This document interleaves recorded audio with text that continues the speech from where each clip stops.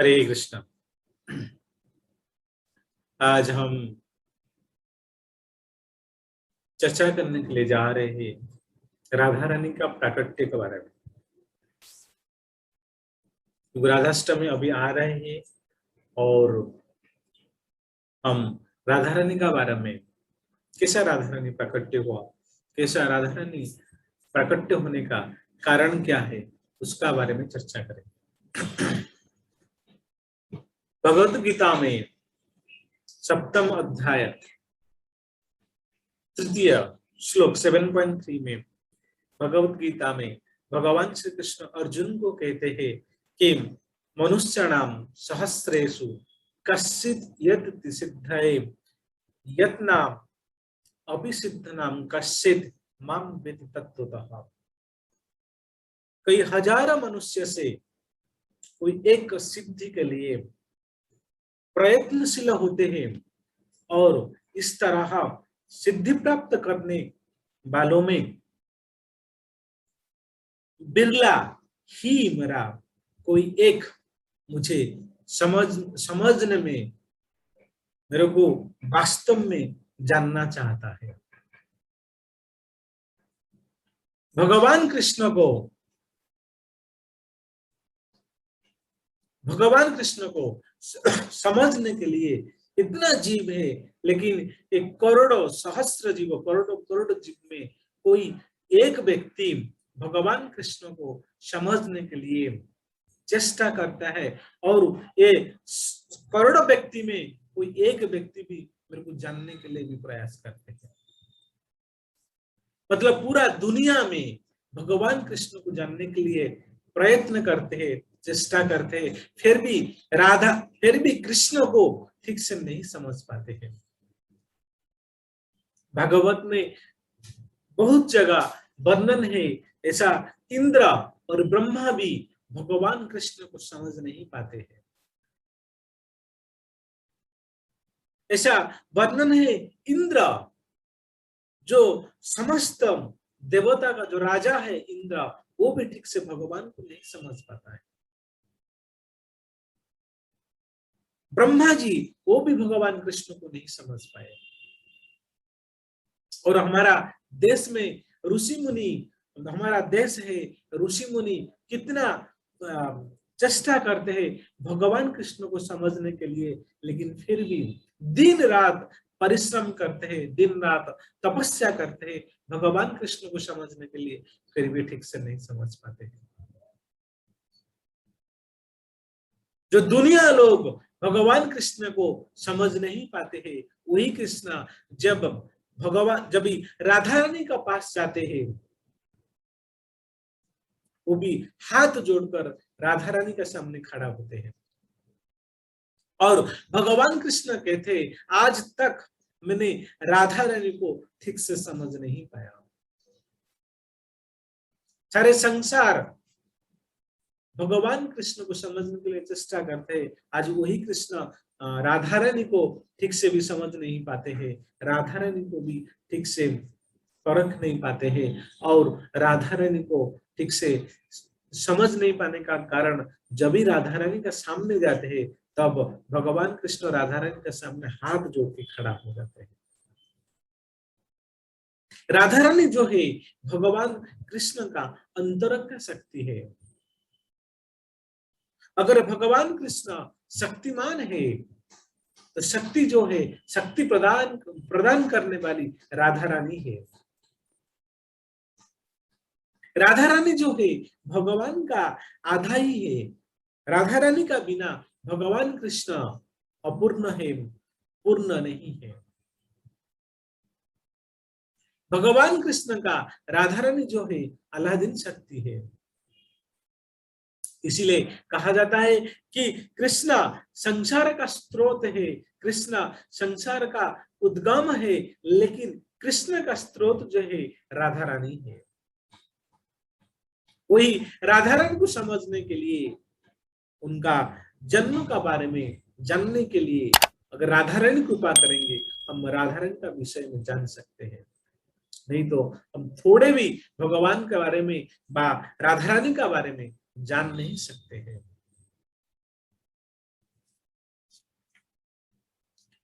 गर्गाचार्य जो आचार्य है, गर्ग संगीता में वर्णन करते हैं कि राधा रानी का जो प्राकट्य गर्गाचार्य विस्तार रूप में वर्णन किए हैं। गर्गाचार्य उसमें लिखते हैं परिपूर्णतमः साक्षात श्री कृष्ण भगवान स्वयं असंख्य ब्रह्मांडपति गोलोकाधिपति प्रभु हो। गर्गाचार्य यहाँ पे लिखते हैं परिपूर्णतमः साक्षात श्री कृष्ण भगवान स्वयं असंख्य ब्रह्मांडपति गोलोकाधिपति प्रभु। मतलब यहाँ पे प्रथम जो श्लोक में परिपूर्णतम शब्द जुड़ा गया है और ये जो शब्द है बहुत महत्वपूर्ण है। परिपूर्णतम, कौन परिपूर्णतम? परिपूर्णतम मतलब भगवान श्री कृष्ण को यहाँ पे परिपूर्णतम बोला गया। क्यों? भगवान हमेशा परिपूर्ण है। जैसा कि हमारा पास $100 है, $100 से कोई $50 लेके जाता है उस और हमारा पास $50 ही रहेगा। लेकिन भगवान जो है परिपूर्ण है, अगर उनका पास $100 है, अगर कोई $50 लेके जाता है तो भगवान का पास $100 ही रहेगा, $50 का नहीं रहेगा। संसार का गणित अलग हो सकता है, लेकिन भगवान का जो गणित वो उनका ही सीमित, उनका समझ में, हमारा समझ का बाहर है।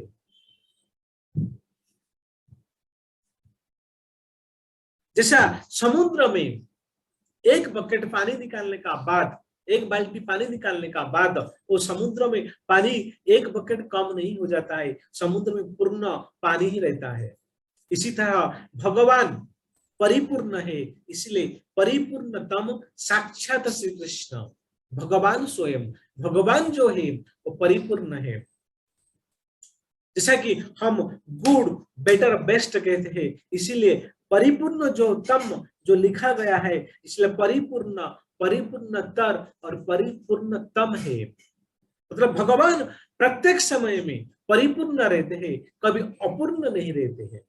इसीलिए उनको श्री कृष्ण कहा गया, उनको भगवान कहा गया। इसीलिए ईशोपनिषद में एक श्लोक आता है, ओम पूर्णमदं पूर्णमिदं पूर्णात् पूर्णमुदच्येत पूर्णस्य पूर्णमादाय पूर्णमेवावशिष्यते।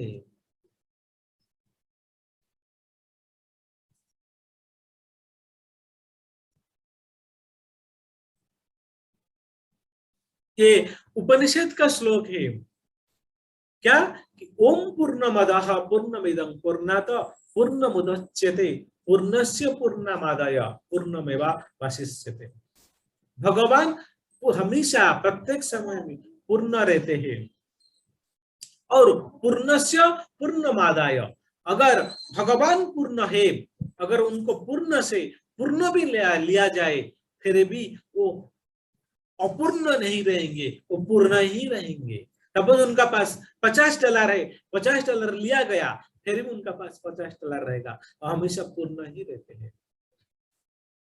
इसीलिए भगवान यहाँ पे कृष्ण को भगवान को संबोधन किया गर्गाचार्य ने,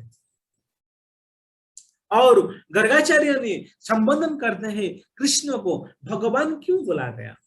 क्यों? कृष्ण जो है वो 6 ऐश्वर्य युक्त है, उनका पास 6 जो ऐश्वर्य है ये किसी का पास नहीं है। जैसा कि प्रथम जो ऐश्वर्य है तो उनका जो सुंदरता प्रथम है, बल है, ज्ञान है, यश है, धन है, वैराग्य है। जिसका पास ये 6 ऐश्वर्य है उनको भगवान कह सकते हैं।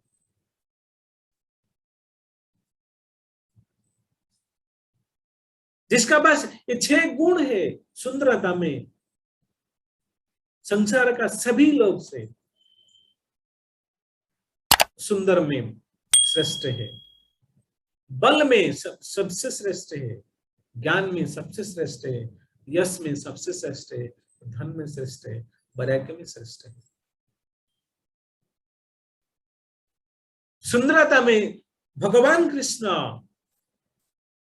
प्रत्येक समय में यौवन यौवन रहते हैं। कभी भी भगवान कृष्ण को हम बूढ़े हुआ फोटो आज तक नहीं देखा। 16 साल की हमेशा भगवान कृष्ण रहते हैं। जब महाभारत युद्ध चल रहा था तो भगवान को 100 साल हुआ था, लेकिन ऐसा लग रहा था भगवान कृष्ण को अभी 16 साल हुआ है। सुंदरता में भी भगवान कृष्ण सबसे श्रेष्ठ है, बल में सबसे श्रेष्ठ है। जब 6 दिन के हुए थे तब भगवान कृष्ण पुतना राक्षसों को मार डाले,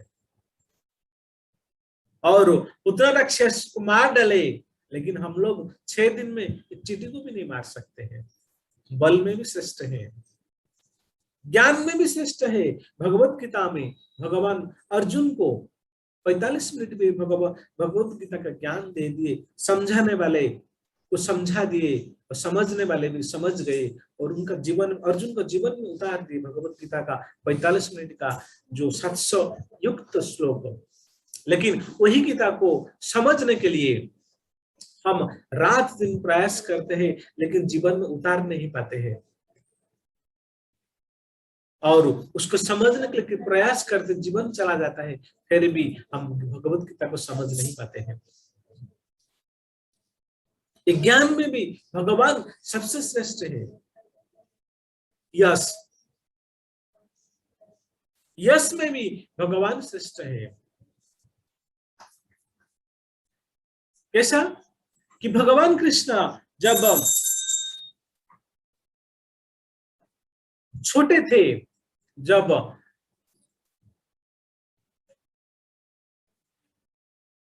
भगवान कृष्ण जब छोटे थे तब गोकुल में माखन चोरी करते थे, दूध चोरी करते थे, अनेक अनेक वस्तु चोरी करते थे सखा का साथ मिलकर।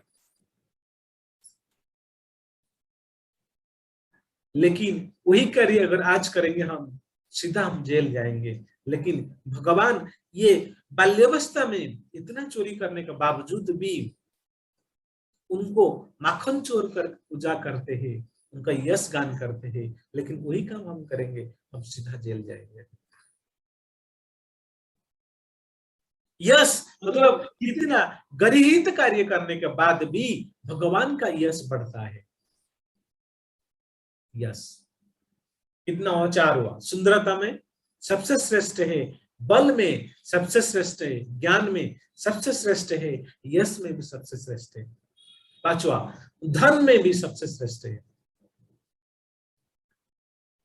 भगवान कृष्ण का 16,108 पत्नियां थे, और सभी पत्नियों का 10-10 पुत्र और 1 कन्या थे। और भगवान कृष्ण सबके लिए अलग अलग महल बना के रखा था, और ये जो महल है ये पारसमणि, सोने, हीरा से बने हुए थे, सबके अलग अलग महल। और जब भी धन का राज्य, धन का जो मालिक है, धनाढ्य है कुबेर जी, जब भगवान का ये ऐश्वर्य को देखते थे, संपत्ति को देखते थे, वो भी लज्जित हो जाते थे। ऐसा सोचते थे मन में, हाय रे भगवान का पास कैसा इतना धन कहां से आया। इसको देख के कुबेर जी भी लज्जित हो जाते थे, क्योंकि धन का जो अधिष्ठाता है लक्ष्मी जी भगवान कृष्ण का चरण में बैठी है, उनका बस क्या कमी हो सकता है। धन में भी श्रेष्ठ है, और वैराग्य इतना होने का बावजूद भी भगवान का वैराग्य देखिए। भगवान जब गोलक जब वृंदावन छोड़ के जा रहे थे, उनका पास गोपिया गोप राधा रानी जो दिलो जान से उनसे प्रेम करते हैं, उनको छोड़ के चले गए, मोड़ के भी नहीं देखे। वहां पे राम राज्य अयोध्या में राम सुबह होते हुए सुबह राजा होने वाले थे, लेकिन सौतोली माँ ने, कैकेयी माता ने उनको वनवास भेज दिया।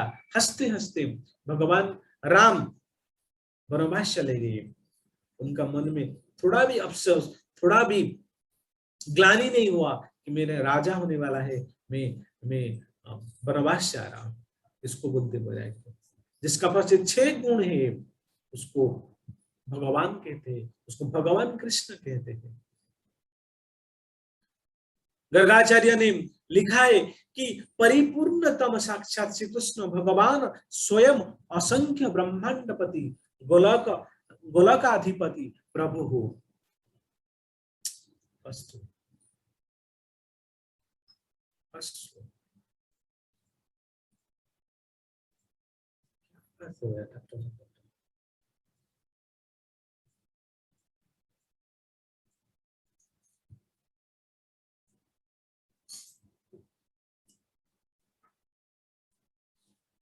परिपूर्णतम साक्षात श्री कृष्ण भगवान स्वयं, परिपूर्ण भगवान परिपूर्ण हुए साक्षात कृष्ण। इसका बारे में ऐश्वर्य बारे में बताया।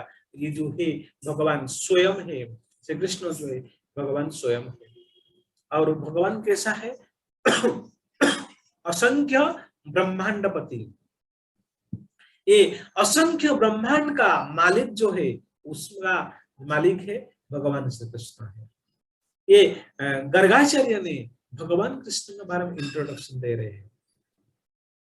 जैसा कि हम लोग एक मोहल्ले में रहते हैं और एक स्टेट में रहते हैं, एक कंट्री में रहते हैं, ऐसा ही हम कितना देश मिलकर एक पृथ्वी बनता है। और पृथ्वी का नीचे अतल, पाताल, बीतल, तलातल, रसातल इत्यादि है। और पृथ्वी का ऊपर जो है जनलोक है, परलोक है, तपलोक है, सिद्धलोक है, स्वर्गलोक है और ब्रह्मलोक है। और ऐसा जब 14 प्लैनेट होता है और उसका बाद एक ब्रह्मांड होते हैं, और ये ब्रह्मांड में हम लोग रहते, एक ब्रह्मांड। ऐसा जब भी असंख्य ब्रह्मांड है, असंख्य ब्रह्मांड का मालिक भगवान श्री कृष्ण है। हम लोग लोन का घर पे रहते हैं, जो एक घर पे रहते हैं वो भी लोन लोन पे चलता है, फिर भी इतना अभिमान, इतना अहंकार होता है। लेकिन भगवान कृष्ण असंख्य ब्रह्मांड को चलाता है, असंख्य ब्रह्मांड का पति है। यहाँ पे गर्गाचार्य ने बताते हैं। और क्या बताते हैं कि गोलोकाधिपति प्रभु, एक भगवान जो गोलोक धाम है उसका भी प्रभु है, उसका भी गोलोकाधिपति प्रभु, गोलोक धाम का भी ये प्रभु है, गोलोक धाम का ये मालिक है।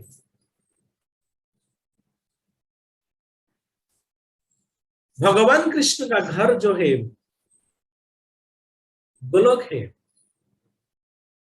और गोलोक का नीचे वैकुंठ रहता है। वैकुंठ में, वैकुंठ का नीचे द्वारिकापुरी, मथुरापुरी और साकेत धाम भी रहते हैं।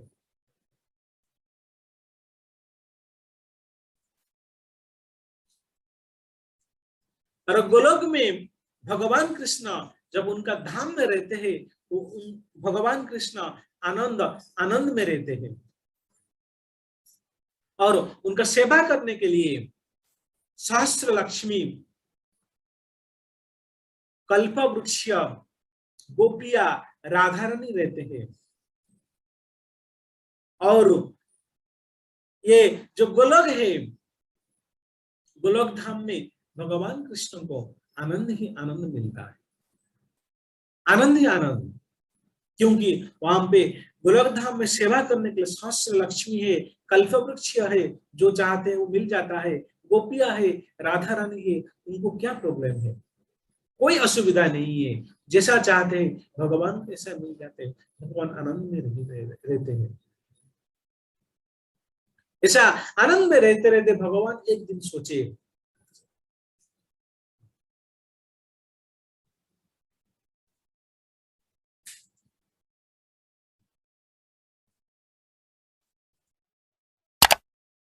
भगवान सोचे भुवो भरावतराय गच्छन् देवो जनार्दन राधं प्राह प्रिय भिरु गच्छ तुम अपि भूतले। भुवो भरावताराय, भगवान कृष्ण यहाँ पे सोच रहे हैं कि पृथ्वी पृष्ठ में भरावताराय, भुव मतलब पृथ्वी, भरावताराय पृथ्वी पृष्ठ में पाप का भार बढ़ गया है और पाप का भार बढ़ने के कारण पाप को नष्ट करने के लिए, धर्म को स्थापन करने के लिए गच्छन शब्द यहाँ पूछा हुआ है। गच्छन मतलब गच्छन देवो जनार्दन, गच्छन मतलब गोलोक धाम से नीचे आने के लिए भगवान ने सोचे। भगवान की जगन्नाथ बलदेव सुभद्रा भैया की।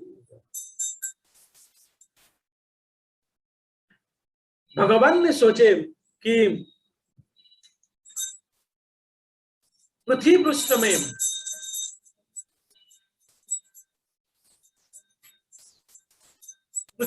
में जो पाप का भार बढ़ गया, मेरे को नीचे आना पड़ेगा, धर्म को स्थापन करने के लिए मेरे को नीचे आना पड़ेगा। और इसीलिए गोलोक धाम से नीचे आने के लिए भगवान ने सोचा। इसीलिए राधा रानी को बोलते राधां प्राह प्रिय भिरु गच्छ तुम अपि भूतले। राधे को संबोधन करते राधे प्राह, प्राह मतलब प्रकृष्ट रूप में राधा रानी को संबोधन करते हैं, हे प्रिय हे भिरु, प्रिय करके संबोधन करते हैं, प्रिय हे भिरु गच्छ तुम अपि भूतले। गच्छ तुम अपि भूतले, गच्छ तुम अपि भूतले।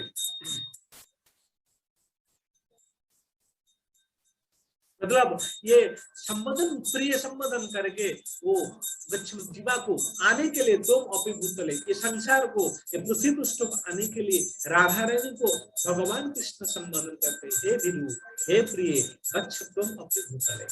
भूतल पृष्ठ को, पृथ्वी पृष्ठ को तो तुमको आना ही पड़ेगा। यहाँ पे भगवान कृष्ण जनार्दन का संबोधन करते हैं, जन जन आदि और हर। जनार्दन अगर सुसंधि विच्छेद करे तो तीनों शब्द उसमें जुड़ा हुआ है, जन और आरती और हर। भक्त, जन मतलब भक्त, आरती मतलब दुख और हर मतलब हवन करना, नष्ट करना। भक्तों को आनंद देने के लिए, पाप को नष्ट करने के लिए और धर्म स्थापन करने के लिए भगवान कृष्ण आने के लिए इच्छा किए और राधा रानी को संबोधन करते, तुमको भी फिर मेरे साथ जाना पड़ेगा, क्योंकि भगवान कृष्ण राधा रानी भगवान कृष्ण के लिए प्रकट हुए हैं। राधा रानी भगवान कृष्ण को आनंद देने के लिए प्रकट हुए। अगर कृष्ण आते हैं, राधा रानी नहीं आते हैं, फिर भगवान को आनंद नहीं मिलेगा। इसीलिए भगवान कृष्ण राधा रानी को संबोधन करते हैं कि तुमको ही आना ही पड़ेगा पृथ्वी पृष्ठ को। इसमें प्रश्न आता है अभी कि भगवान का क्या ऐसा कमी था गोलोक धाम में, क्या उनको सुख प्राप्त नहीं हो रहा था, पृथ्वी पृष्ठ को आने के लिए इच्छा प्रकट की।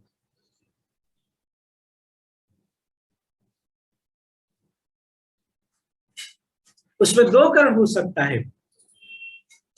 एक हम देखा कि संसार का भार को, पृथ्वी पृष्ठ में संसार का जो भार है उसको दूर करने के लिए भगवान इच्छा प्रकट की। दूसरा क्या है, स्वयं अपने को आनंद देने के लिए पर किया रस को उसका आनंद लेने के लिए, आस्वादन करने के लिए, उसको आस्वादन लेने के लिए पृथ्वी पृष्ठ को आए। पर किया कैसा होता है कि वहां पे सब निज अपना अंश से प्रकट हुए तो उनको आनंद ही आनंद, लेकिन भगवान इस रस को आनंद लेने के लिए भगवान आस्वादन ये रस को लेने के लिए इच्छा किए कि जो दूसरे लोग हैं जो मेरे से परे हैं उनसे मैं कुछ आनंद ले लूं, इसलिए आए। और उनका जो विप्रलंब रस, जो विरह रस जो है, कुश्ती करना, मस्ती करना, ये रस को प्राप्त करने के लिए जो जो गोलक धाम में रस नहीं मिल रहा था, क्योंकि भगवान का साथी थे सब लोग और भगवान आनंद प्राप्त होता था, लेकिन विरह रस जो मस्ती कुश्ती वीर रस जो है वो नहीं मिल रहा था, इसलिए भगवान ये पृथ्वी पृष्ठ पर आए वीर रस को प्राप्त करने के लिए। एक दो ही कारण है, एक कारण जो है संसार का भार को दूर करने के लिए, और दूसरा जो कारण है ये विप्रलंब रस, विरह रस जो है वो वीर रस को प्राप्त करने के लिए ये पृथ्वी पृष्ठ को आए राधा रानी के साथ। इसीलिए भक्ति विनोद ठाकुर जी लिखते हैं कि जीवर कारण आसिया प्रपंच लीला कोई ले सुविस्तार। भक्ति विनोद ठाकुर यहाँ पे लिखते हैं कि भगवान कृष्ण राधा रानी पृथ्वी पृष्ठ को आते हैं, लीला करके जाते हैं, और वो लीला को सुखदेव गोस्वामी जैसा, सूत गोस्वामी जैसे वो भगवान लीला को, सुंदर लीला को विस्तार रूप में लिखते हैं, भागवत में लिखते हैं, और वो लीला को हम जैसा पापी लोग पढ़ते हैं, लीला को स्मरण करते हैं, लीला को चिंतन करते हैं, चिंतन करते करते भगवान धाम को चले जाते हैं, भगवान धाम को हम प्राप्त कर लेते हैं। ऐसा भक्ति विनोद ठाकुर भी बोलते हैं।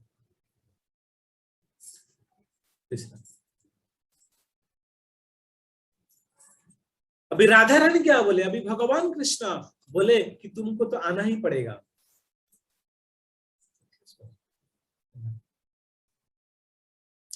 अभी राधा रानी बोले कि यत्र राधा उवाच यत्र वृंदावन नास्ति न यत्र यमुना नदी यत्र गोवर्धन नास्ति तत्र में न मन सुखा। जहां पे राधा रानी क्या बोले कि तुरंत मना कर दिए, उन्होंने बोले यत्र वृंदावन नास्ति, जहां पे वृंदावन नहीं, न यत्र यमुना नास्ति, जहां पे यमुना नदी नहीं है, यत्र गोवर्धन नास्ति, जहां पे गोवर्धन नहीं है, तत्र में न मनोदो सुखा हो, वहां पे मेरे को सुख प्राप्त नहीं हो सकता है, मैं नहीं जा सकता हूं। जैसा राधा रानी ने इस प्रकार संबोधन किए, जब तक वृंदावन गोवर्धन यमुना नदी ये पृथ्वी पृष्ठों को नहीं जाएगा तब तक मैं नहीं जाऊंगा, क्योंकि उसका बिना मेरे को उसमें सुख प्राप्त नहीं कर सकती हूँ। इसमें समझ में आता है ये जो गोलक धाम है, गोलक वृंदावन है, ये पृथ्वी लोक का प्रॉपर्टी नहीं है, ये गोलक धाम का प्रॉपर्टी है। राधा रानी का इच्छा के कारण ये गोलक धाम ने सीधा वृंदावन, यमुना, गोवर्धन सब भगवान कृष्ण फिर पृथ्वी पृष्ठ को लेके आए। हम पापी लोगों के लिए राधा रानी कितना इच्छा प्रकट किए, पापी लोग को तारने के लिए गोवर्धन को लेके आए, यमुना को लेके आए, वृंदावन पृथ्वी पृष्ठ को लेके आए। और फिर भगवान कृष्ण ने क्या किए कि वेद गान क्रोश भूमि सोधामन श्री हरि स्वयं गोवर्धनम च यमुना प्रशस्यमास भूभारि। वेद में ऐसा वर्ण, वेद गान, वेद में ऐसा वर्णित है कि 84 कोस भूमि को भगवान कृष्ण सोधाम से वेद गान कोश भूमि 84 कोश भूमि को, ब्रज को, ये सोधाम से भगवान कृष्ण श्री हरि स्वयं गोवर्धन को भी लेकर आए, जमुना को भी लेकर आए, कहां पे, पृथ्वी पृष्ठ को लेकर आए। ये वेद गान, वेद में भी वर्णित है, जैसा राधा रानी ने ऐसा इच्छा प्रकट किया, भगवान कृष्ण ने वेद गान, वेद में लिखा है 84 कोस भूमि को भी गोलोक धाम से भगवान सोधाम से, प्रोस भूमि सोधाम, सोधाम से गोलोक धाम से 84 कोस ब्रज को भी लेकर आए और गोवर्धन को भी लेकर आए और जमुना को भी यहाँ पे लेकर आए। भगवान कृष्ण राधा रानी इच्छा को पूर्ण करने के लिए गोविंद ने, हमारे कृष्ण ने ये पृथ्वी पृष्ठों को गोलोक धाम का प्रॉपर्टी को लेकर आए। शास्त्र में ऐसा लिखा है, यदि वृंदावन का आश्रय भक्तों को नहीं लेंगे, जब तक ब्रज भूमि में हम लेटा नहीं जाए, जब तक ब्रज की धूली हमारा मस्तक पे ना चढ़ा जाए और मस्तक पर ना चढ़ाया जाए, और जब गिरिराज का परिक्रमा नहीं किया जाए, जमुना की स्नान नहीं किया जाए, तब तक कृष्ण प्रेम, भक्ति प्रेम, कृष्ण भक्ति प्रेम ये प्राप्त नहीं होगा। कृष्ण भक्ति प्रेम हमारा प्रवेश नहीं करेगा, तब तक भगवान कृष्ण से हमारा प्रेम नहीं बढ़ेगा, भगवान कृष्ण से, राधा रानी से प्रेम नहीं बढ़ेगा। तो इसीलिए ये जमुना नदी, ये वृंदावन, ये गोलोक धाम से जो आया है, ये राधा रानी की इच्छा से हुआ है। और राधा रानी चाहते हैं कि ये जो संसार का लोग जो है वो पार होने के लिए, अगर इसको लेकर नहीं जाऊंगा संसार लोग पार नहीं हो सकते। इसीलिए जब राधा रानी का कृपा हुआ और ये गोलोक धाम से जो भी संपत्ति था सब यहाँ पे लेकर आए।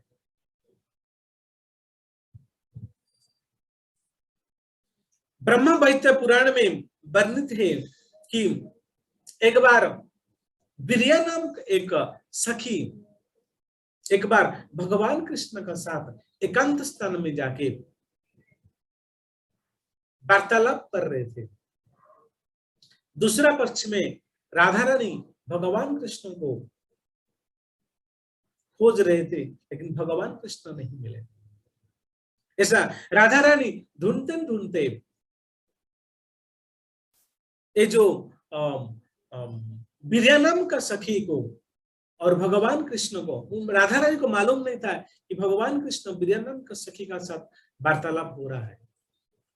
वो ढूंढते ढूंढते आए और जैसा भगवान कृष्ण को पता चला कि राधा रानी ढूंढते ढूंढते अभी आ रही है, तब उन बिरिया नाम का सखी को बता दिए। और बिरिया नाम का सखी तुरंत एक नदी का रूप में लेकर वहां पे बहने लगी। और राधा रानी जब भगवान कृष्ण के पास पहुंचे तो पूछे कि आपको मैं इतना ढूंढ रहा हूँ, इतना परेशान हो रहा हूँ, आपको खोज रहा हूँ, आपको बता के आना चाहिए, आप यहाँ पे एकांत स्थान में बैठ के क्या कर रहे हो? तब भगवान कृष्ण बोले कुछ नहीं कर रहा हूँ, एकांत स्थान में बैठ के नदी यहाँ पे बह रही है, एकांत स्थान में मैं तुम्हारा चिंतन कर रहा हूँ, तुम्हारा बारे में सोच रहा हूँ।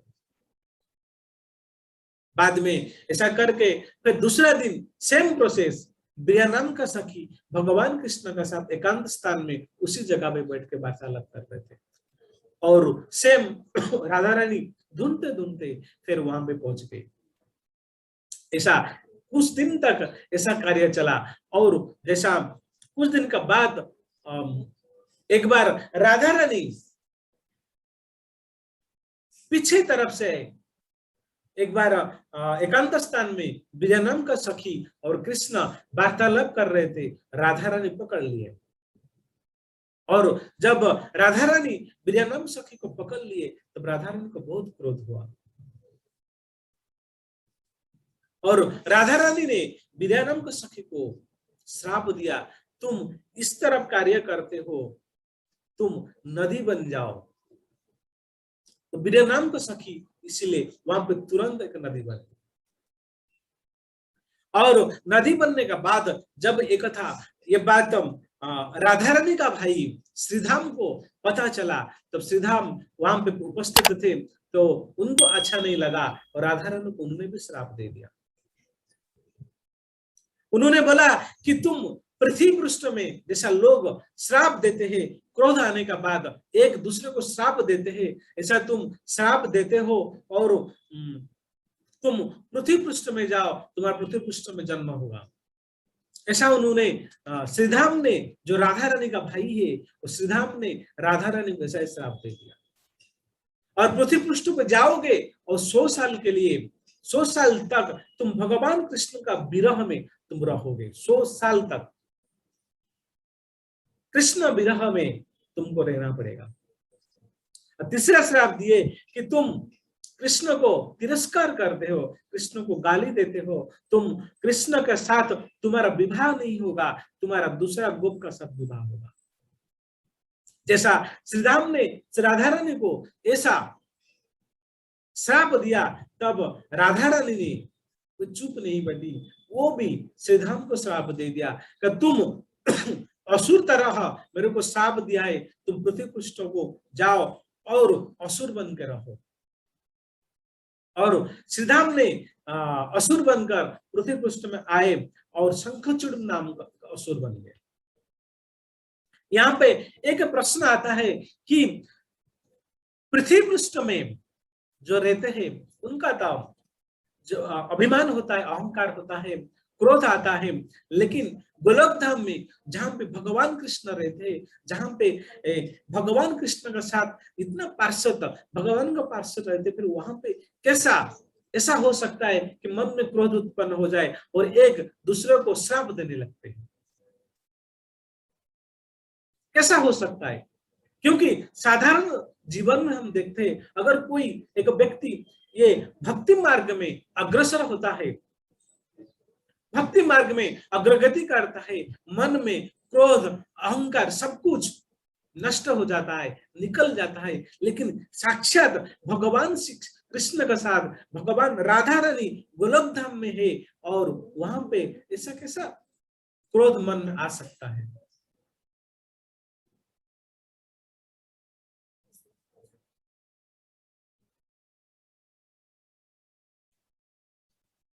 इसमें समझ में लायक है कि भगवान कृष्ण का ऐसा इच्छा था कि मैं ऐसा एक लीला करूं जो राधा रानी को पृथ्वी पृष्ठ को आना पड़े और मैं ये सभी जीवों के लिए कुछ ऐसा कार्य करूं जो मेरा लीला को स्मरण करके ये संसार का लोग उद्धार हो जाए।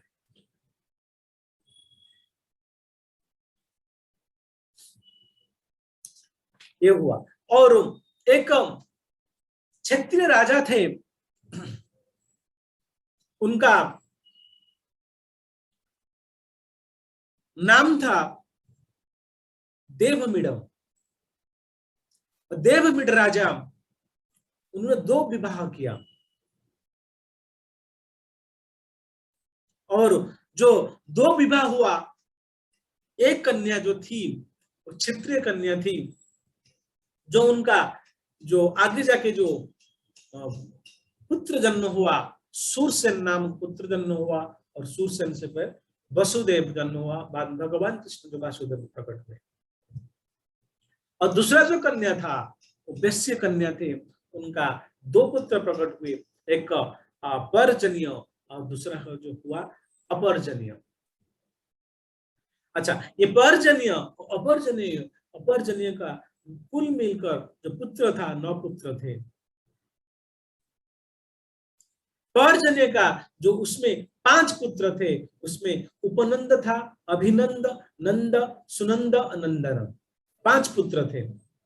और परंपरा को आगे बढ़ाने के लिए उनको उपनंद को सबसे बड़ा था, तो उपनंद को राजा बनाने के लिए उन्होंने प्रयास किया, लेकिन उपनंद इतना अच्छा थे कि उन्होंने बोले कि राजा होने का योग्य गुण मेरे पास नहीं है, वो नंद महाराज का पास है, नंद का पास है, नंद को राजा बनाएंगे। तो उन्होंने जो उपनंद, उन्होंने नंद को चूज किया राजा बनने के लिए, तो नंद फिर वो राजा बने। और नंद महाराज का विवाह महाराणा गांव में सुमुख गोप कन्या के साथ यशोदा की गोप कन्या के साथ यशोदा के साथ ये नंद महाराज का विवाह हुआ। और समय बहुत बीतने गया, लेकिन समय काफी होने तक लेकिन भगवान कृष्ण उनका संतान प्राप्त नहीं हो रहा था। ये प्रसंग इधर रखते, बाद में हम अलग प्रसंग में जाते हैं। ये एक ऐसा प्रसंग है, एक रामायण का प्रसंग है, भागवत में भी वर्णित है, जिस सती ने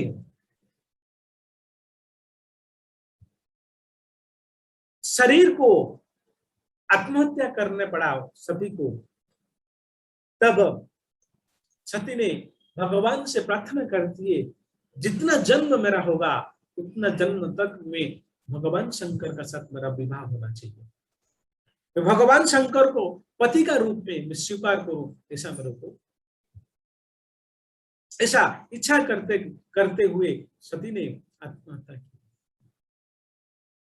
और बाद में सती ने ऐसा इच्छा प्रकट की, आत्महत्या की, तब उन्होंने जो उनका जो अगला जन्म हुआ हिमालय का बेटी का रूप में, पर्वत रूप में आए।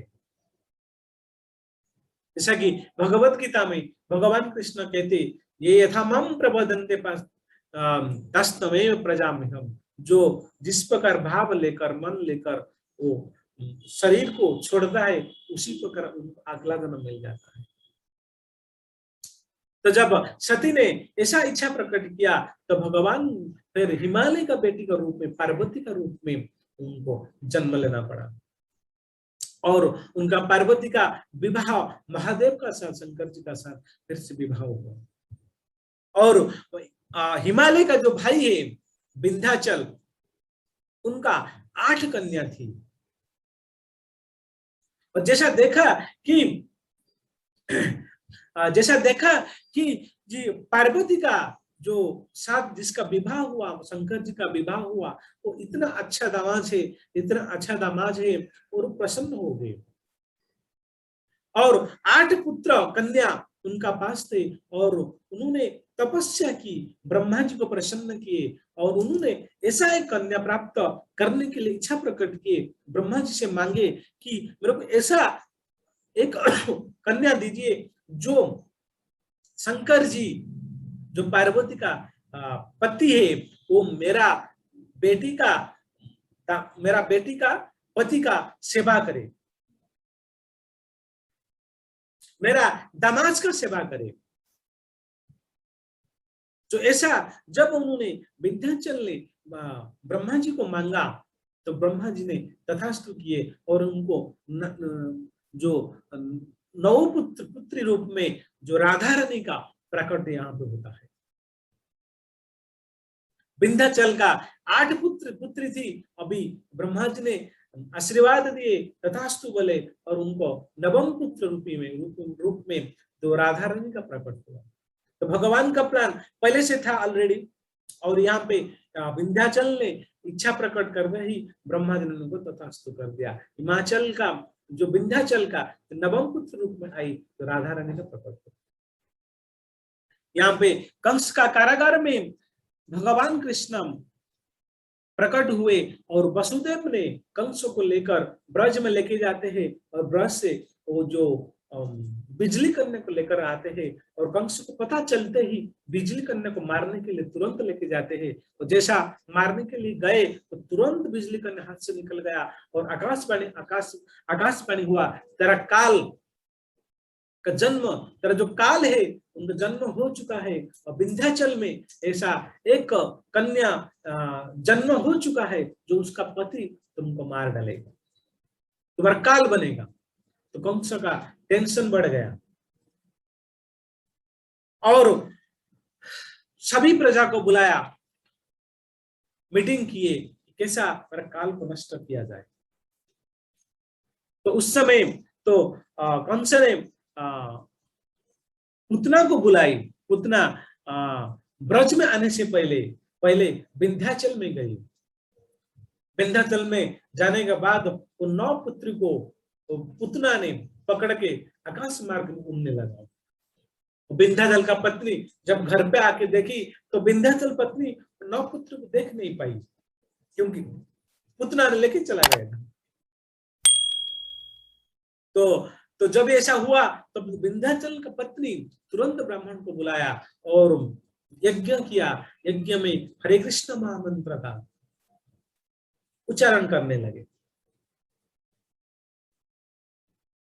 और उच्चारण करते ही एक एक कन्या, जो प्रथम जो कन्या है वो श्री ललिता,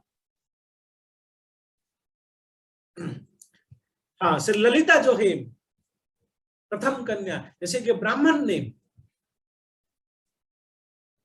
ने ये हरे कृष्ण महामंत्र का उच्चारण करते गए और पुतना का जो बल था क्षीण होने लगा। एक कन्या ये पृथ्वी पृष्ठ में गिरी, जो उनका नाम है ललिता जी।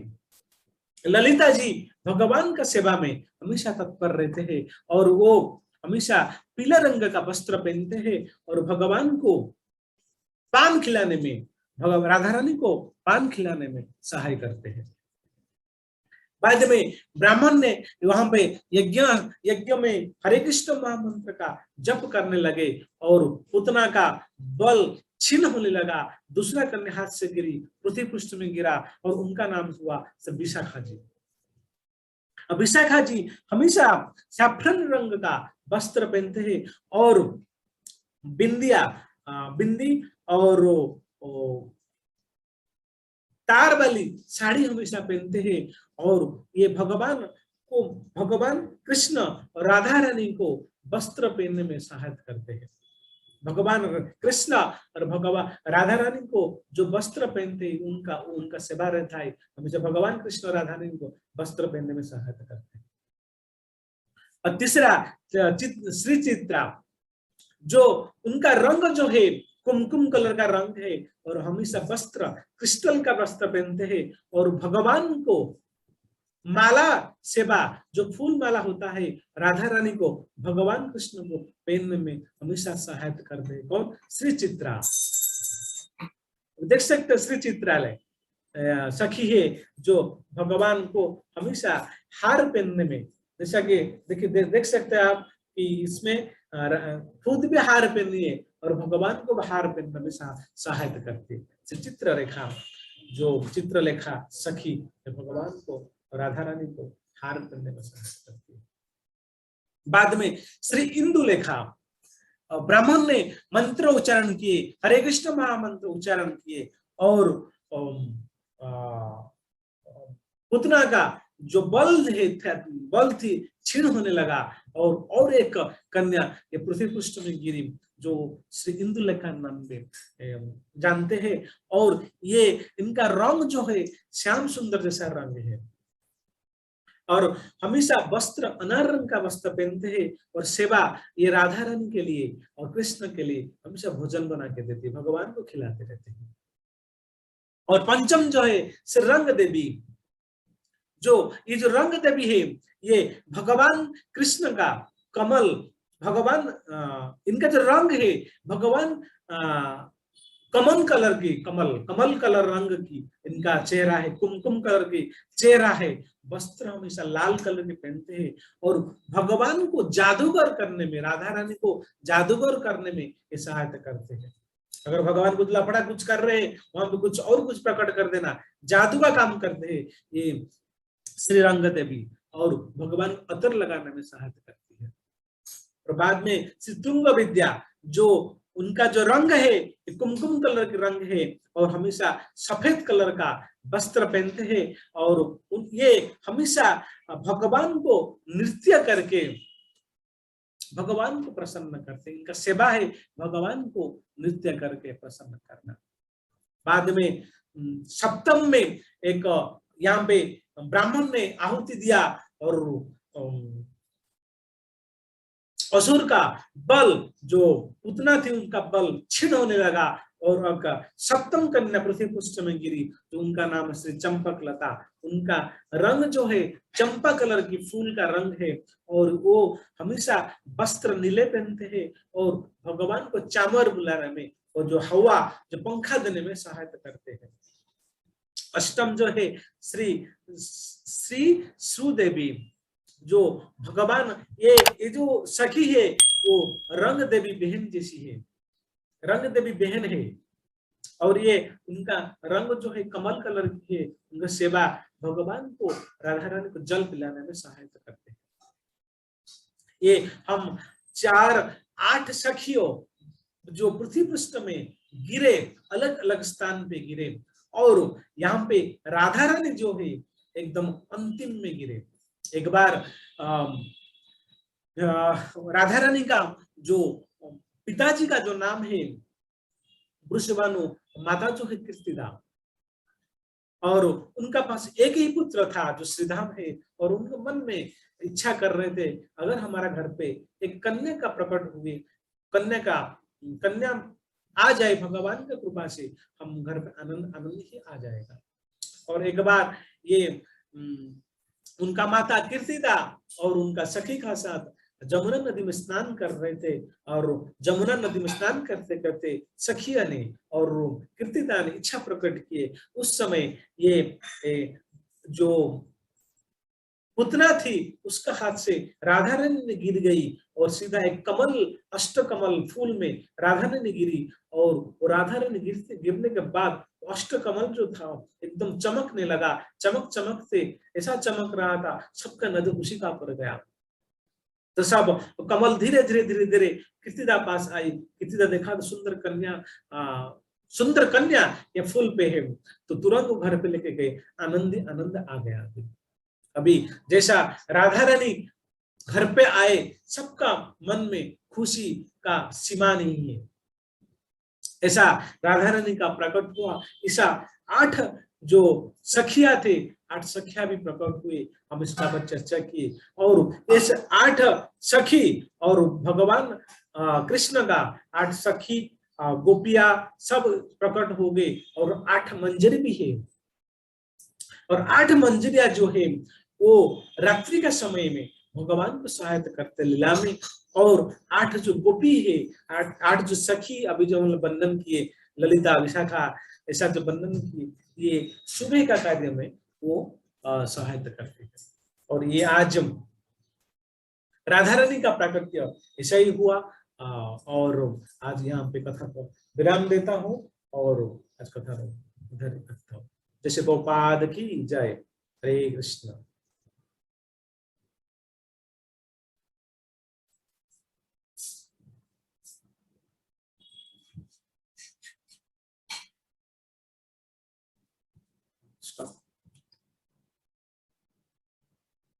पटेगा